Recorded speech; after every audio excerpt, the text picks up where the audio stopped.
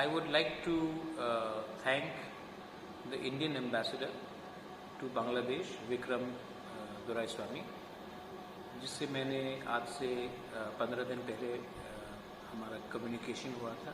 उन्होंने promptly respond किया and आज फिर से I have spoken to the Indian ambassador to Bangladesh, Vikram Doraiswamy, और उन्होंने मुझे खुशखबरी दिया है कि राजीव देव वर्मा और गुरुपद्म देव वर्मा को रिलीज़ किया जा रहा है और इंडियन गवर्नमेंट को चिट्ठी भी आया है कि वो उनको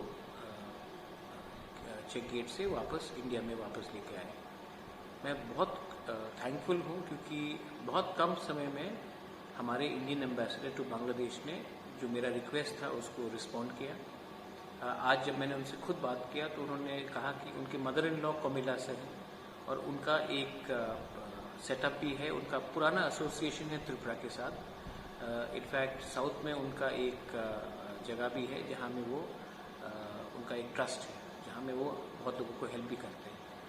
तो आज से 1 महीने पहले जब मैं राजीव देव वर्मा और गुरुपद्म देव वर्मा के बीवी से मिला था, उनके फैमिली से मिला था, तो मैंने उनको अश्योरेंस दिया था कि उनका रिलीज़ के लिए अगर दरकार हो तो मैं बांग्लादेश भी जाऊंगा.